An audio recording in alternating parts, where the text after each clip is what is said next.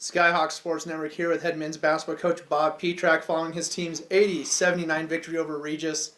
Coach, huge win to open up this four-game homestand. Just your initial thoughts on that game? Man, we really needed that game, and we still have to go to their place, so couldn't drop the home one. They're one of the teams that are fighting to get in just like us, so it was really important for us to get it. Thought it was a very good college basketball game. We were just a point better tonight. Bob, how big was the 2 minutes when they got Little and Rochak in foul trouble and went out, and your guys' ability to take advantage of it? Yeah, no, that was huge, and having Little in foul trouble for him only had played 29 minutes and not played 36 could have been the difference in the game because he was awfully good tonight. But really proud of our team. There was that stretch in the second half, under 10 minutes, where we had been in those games, and this is what I'm saying about a team that's young and hasn't played a ton of games together. When we were on the road, we were in those exact same scenarios. About 10 minutes to go, tie game. We were there against Springs. We were there against Mesa. And tonight, because we had learned, we were ready to win that game, I felt. And was really, really, really pleased with our team. Akuel, you had a really efficient night in scoring your points. A couple buzzer beaters there at the shot clock buzzer, but it seems like you're so calm even when the shot clock's down 3, 2, and 1. Where does that calmness come from? Just being patient and just trusting your work ethic. I knew I could hit those shots. I just be patient and just trust it. How did you feel like you kind of got yourself going today? I think I started with free throws, and those are easy buckets. So, once I just get clicking, that's when I could just score from wherever.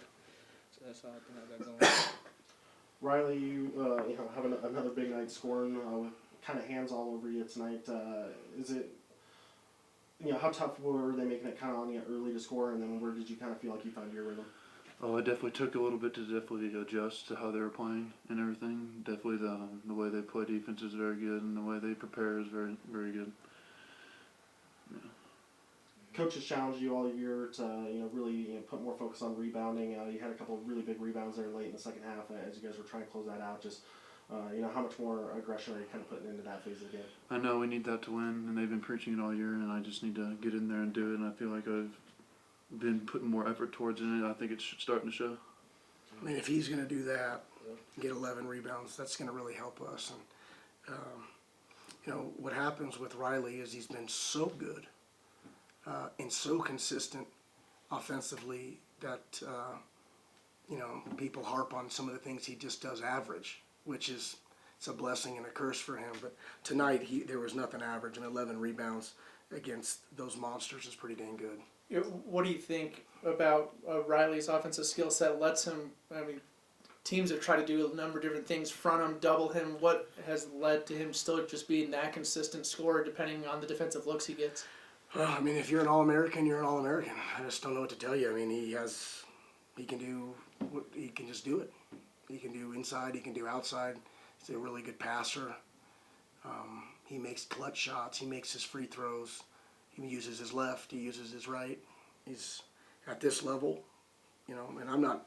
Riley knows how I feel. You're just not going to find a better offensive center. You're just not. There's not out there. And when he rebounds like that, and he had some defensive possessions that he'd probably want back. But if you go 26 and 11 in a game like that, when they have an all-conference big, that's huge. We needed it for the team, and he was there. Coach, how big is the contributions from a guy like Corey Sang that maybe don't show up on a stat line?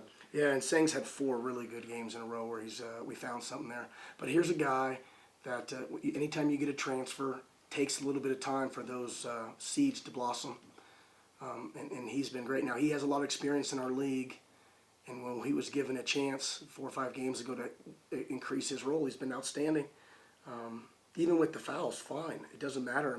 When he's playing that hard, that's what we need. I thought him and LaRose, although they had 9 fouls in only 21 minutes, we need that. We need some physicality to our team, and those guys brought it tonight that way. So I was happy with the guys off the bench.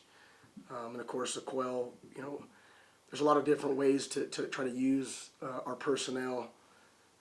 Earlier in the year, we felt we just weren't getting any scoring out of the bench, and Akuel's been a trooper. He's still playing starter minutes, but he's been giving us kind of a big bat off the bench, and tonight he was enormous, so that was good. Will Whitman gives you 9, 4 assists, 4 blocks. Just kind of everywhere tonight. What you saw from Will and how Yeah. big those contributions were. You know, we need Will on the floor in the first half. He gets in a little bit of foul trouble and he's off the floor, and that really hurts us. But Will, I think Regis hit the shot to go up. He was either 9 or 8. Dawson hit a 3 with about 12 minutes to go, and then Will came right back and hit a 3. We had some other shots that would probably be the shot of the game, but we needed that right then. That's the shot if you're the coach on the road. You're like, oh my goodness, here we go. We kept teams. We were even basically on the rebounds and kept a team under 10 threes, and that's been the secret to our success is when we can be at least even in rebounding and don't lose the game on giving up a bunch of threes and let our offense settle in and get to our 80 to 85. That's when we have success. Can you take me through that last possession, up 3, and just defense did a nice job of forcing him to take a contested 3 or 4 feet behind the arc? Oh yeah, for us. Yeah, Yeah. defensively. So Akuel followed the plan perfectly. We wanted to guard and then foul under 5 seconds. He did great. No, listen. Hey, we wanted to foul if it was under 5 seconds if the guy wasn't going to be in a shooting motion. But he missed it. And, the kid just caught it and put it in, which you can't blame the kid. You don't know how much time is left. But just really thankful. This league is just so hard.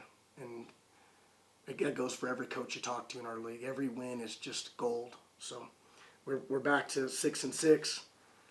We got 5 at home, 5 on the road, 10 to go. I will speak on our program. Last year we won 12 games, so we're at 12. We went 12-16 last year, which was a difficult time for us. But now we're 12-6. We've erased 10 of those as far as if you're looking at improvement in our team. So although we're not exactly where we really want to be, when you sometimes you got to stop and say how much improvement have we had. We've had a lot of improvement.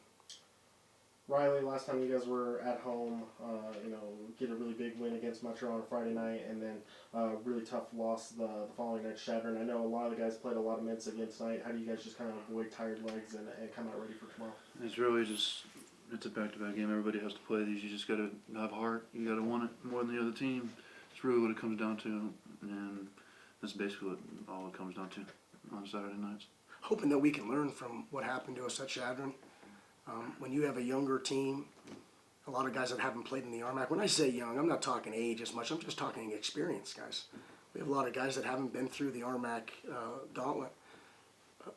Hoping that anytime you hate to lose a home game, but hopefully that the game 3 weeks ago tomorrow, we can learn from it, and that we can be ready to play tomorrow, because there are no bad teams in our league. There's just no such thing. Well, and Coach, you already touched on it just a little bit, but 4 here in a row at home, get a big win that we needed tonight. Just how crucial is the rest of this 4-game homestand to our aspirations this season? Yeah, no question. So it starts tomorrow night. We haven't had a RMAC weekend sweep. There's only 3 schools that haven't done it, and we're one of them. So we desperately need one, and the guys know that. The only way you can start gaining up in the standings is to get over 500. So we're back to even with 10 to go, and now we got 5 in each, and we have to start putting together great Saturday nights, or the reality is you're going to run out of Friday nights and the season will end. So if we want to keep this thing going, we're going to have to take care of Saturday nights, and that's not me putting pressure on the group. It's just me being brutally honest. If you don't win on Saturdays, you run out of Fridays. Thanks, gentlemen. Okay, thank you guys.